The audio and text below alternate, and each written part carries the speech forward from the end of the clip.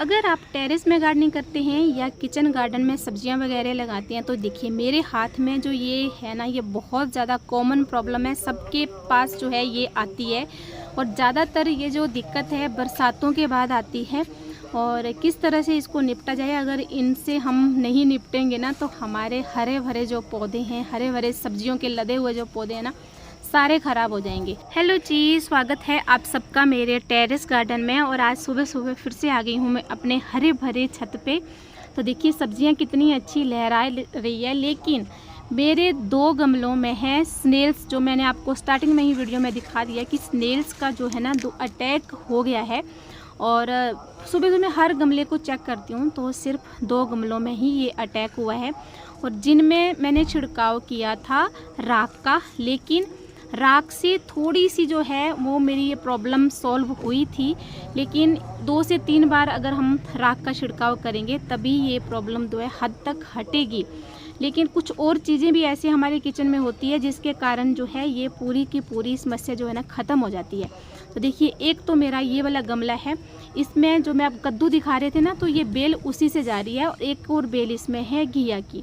तो इसमें तो बेहद ही अटैक जो है स्नेल्स का हुआ था, तो जिसके कारण मैंने ना इसमें राख का छिड़काव किया था। जैसे कि आप कोयले जो है ना देख रहे हो, कोयले का जो है राख का जो छिड़काव मैंने किया था, तो बड़े वाले स्नेल्स तो ख़त्म हो गए, लेकिन जो छोटे छोटे जो है ना वो अभी भी बहुत सारे हैं, क्योंकि ये स्नेल्स जो है ना अंडे बहुत ज़्यादा देते हैं। तो ये देख सकते हो इसमें, इस वाले जो गमला है इसमें छोटे छोटे जो है। एक और मेरा देखिए ये गमला है, इसमें भी मैंने राख का छिड़काव किया था, लेकिन जहाँ पे देखिए मैं झाड़ू लगाती हूँ ना, तो जो भी पत्ते वगैरह होते तो एक जगह मैंने ये रखे हुए थे, तो इनमें छिड़काव, पत्तों के नीचे जो छिड़काव नहीं हो पाया, वहाँ पे मैं आपको दिखाती हूँ कितने बड़े बड़े स्नेल्स देखिए इसमें है, ये देखिए। और इसी गमले में दूसरी साइड को मैंने राख का छिड़काव किया था, तो वहाँ पे देखिए बड़ा तो एक भी नहीं बचा है। हाँ, छोटे छोटे हैं, क्योंकि ये जो स्नेल्स है ना अंडे बहुत ज़्यादा देते हैं। तो देखिए ये बहुत दिक्कत करते हैं, हमारी जो पौधों की जड़ें हैं ना उनको ये खा जाते हैं। तो इसका एक तो सॉल्यूशन देखिए ये है मेरे हाथ में जो है, ये है राख। तो कुछ दिन पहले, 3 दिन पहले मैंने ये राख का छिड़काव किया था, जिसके कारण ये मेरी समस्या थोड़ी सी तो कम हुई है। लेकिन एक बार से कुछ नहीं होने वाला, 2 या 3 बार जो है मुझे छिड़काव इसका करना पड़ेगा। ये थोड़ी सी मेरी और बची थी, तो मैंने जो है फिर इसको छिड़क दिया। तो ये देखिए सबसे पहले तो मेरे को जो भी बड़े बड़े स्नेल्स इसमें दिख रहे हैं उन सबको मैं हाथ से ही निकाल के एक पत्ते में इकट्ठे करे जा रही हूँ। देखिए इसमें भी किया था, इसमें छोटे छोटे जो है वो पड़े हुए हैं, तो बड़े वालों को तो मैं ऐसे ही उठा उठा के साइड में कर रही हूँ।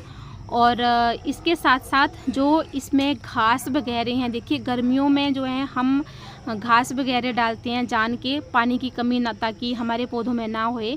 लेकिन आजकल बरसात में बिल्कुल साफ़ हमारे गमले होने चाहिए, बिल्कुल भी घास वगैरह नहीं होनी चाहिए। ये घास जो है आप किसी अलग से बोरी में इकट्ठा कर सकते हैं खाद बनाने के लिए, लेकिन आजकल इसको अपने गमलों में इस तरह से घास वगैरह, तिनके वगैरह बिल्कुल भी मत रहने दें।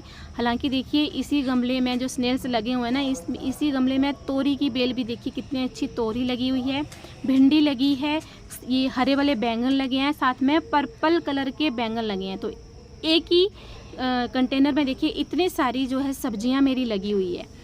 तो बाकी के देखिए किसी भी गमले में इस तरह से कोई भी स्नेल्स वगैरह का अटैक नहीं है, और आप हर गमले को देख सकते हो, इनमें कोई भी पत्ते वगैरह जो है वो बिल्कुल भी नहीं है। तो देखिए सबसे पहले तो कितने सारे स्नेल्स मैंने निकाल लिए, आधी समस्या तो मेरी ऐसे ही हल हो गई।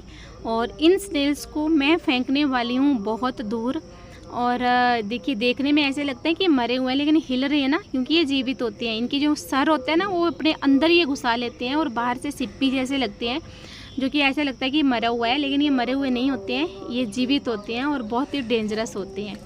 तो सबसे पहले तो इनको देखिए मैं क्या करूँगी, इस पत्ते को देखिए ऐसे मैं एक बंद कर दूंगी, पुड़िया बना दूंगी, क्योंकि मुझे ना इनको मारने में बहुत अजीब लगता है। तो मैंने देखिए इस तरह से ये पुड़िया बना ली, और इसको मैंने देखिए कितनी दूर फेंकना है। ये मेरा टेरेस गार्डन है, और यहाँ से जाके देखिए मक्की कितनी अच्छी लगी हुई है ना। तो मैं नहीं चाहती कि मेरी हरी भरी टेरेस गार्डन को ये इस तरह से ख़राब करें। तो ऐसे लेके मुझे ये दूर फेंक देने हैं। ये देखिए, ये इसको मैंने बहुत दूर फेंक दिया। अगर इनको आप आसपास रखोगे तो ये फिर से आपके गार्डन में आ जाएंगे, अटैक कर देंगे। तो इसलिए इनको पहले तो दूर भगाना है ताकि ये दोबारा जो है हमारे गमलों में ना आए। उसके बाद घरेलू उपचार मैं आपको दिखाती हूँ। देखिए मेरे हाथ में जो है ये है लहसुन की कलियाँ, कॉफ़ी का एक पैकेट है, और ये जो कटोरी में है ये है सेंधा नमक। आप जो है काला नमक भी ले सकते हैं, या आपके पास एप्सम सॉल्ट आता है जो कि बाज़ार से ख़रीदना पड़ता है। तो मेरे पास तो एप्सम सॉल्ट नहीं है, तो मैंने लिया है सेंधा नमक। सिंपल वाला जो खाने वाला नमक है वो हमें नहीं लेना है। तो लहसुन को देखिए मैंने इसको क्रश कर लिया है और एक बाल्टी में इस तरह से डाल दिया है। आप चाहे तो इसको छान भी सकते हैं, या इनके छिलके जो है वो निकाल के इसको यूज़ कर सकते हैं, पर मैंने छिलकों के साथ ही इसको डाल दिया। और देखिए नमक को भी इसमें इस तरह से ऐड कर दिया है, और जो हमारी कॉफ़ी का पैकेट जो है लिया है मैंने, वो भी मैंने ऐड कर लिया है। क्वांटिटी आप अपने गमलों के हिसाब से लीजिएगा। मुझे सिर्फ 2 गमलों में ये जो है लिक्विड डालना है, तो मैं उस हिसाब से ले रही हूँ।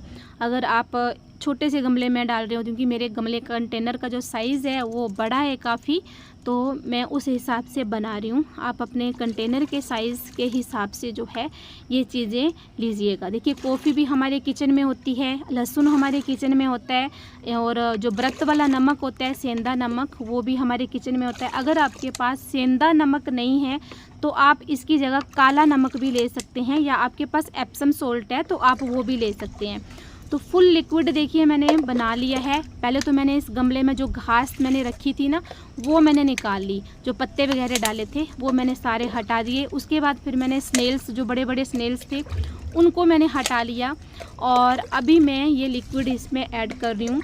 2 दिन बाद मैंने फिर से इसमें राख का छिड़काव करना है, और ये जो स्नेल्स की जो समस्या है ये पूरी की पूरी जो है हमारी सॉल्व फिर हो जाएगी। तो इन दोनों ही गमलों में मैंने देखिए ये लिक्विड डाल दिया है, और देखिए कॉफ़ी की स्मेल से भी ये दूर भागते हैं, और नमक से तो ये ख़त्म ही हो जाते हैं। तीसरा लहसुन तो भाई इसके फ़ायदे तो मैं आपको क्या ही गिनाऊं, इसकी भी बहुत ही स्ट्रॉन्ग स्मेल्स होती है। और इन सब चीज़ों से स्नेल्स ख़त्म होने के साथ साथ हमारे पौधे की मिट्टी भी अच्छी बनेगी, साथ में ये खाद का भी काम करेगा। तो बहुत सारे फ़ायदे जो है वो इन तीनों चीज़ों में है। और चौथी चीज़ तो मैंने आपको बताई दी, जो कि है राख। जो कि राख देखिए एक तो कीटनाशक का काम भी करती है, और दूसरा खाद का भी काम करती है। राख के बहुत ज़्यादा बेनिफिट है किचन गार्डन में। और अपने किचन गार्डन में मैं देखिए ऑर्गेनिक तरीके से घरेलू चीज़ों से जो है गार्डनिंग करके वीडियो शेयर करती रहती हूँ। अगर आपको मेरी वीडियो हेल्पफुल लगते हैं तो प्लीज़ लाइक, शेयर और सब्सक्राइब ज़रूर करिए आने वाली वीडियो देखने के लिए, ताकि देखिए इतने अच्छे हरे भरे अपने टेरेस गार्डन से मैं अपनी सब्जियाँ वगैरह निकालती रहती हूँ, वीडियो शेयर करती रहती हूँ। हार्वेस्टिंग की वीडियो अभी आगे को शेयर करूँगी। जो भी हेल्पफुल जो है टिप्स जो है मैं आपके साथ शेयर करती रहती हूँ। तो आप सब्सक्राइब करिए, लाइक करिए, और वीडियो को लास्ट तक देखने के लिए आपका बहुत बहुत धन्यवाद। मिलते हैं नेक्स्ट वीडियो में, तब तक के लिए बाय बाय।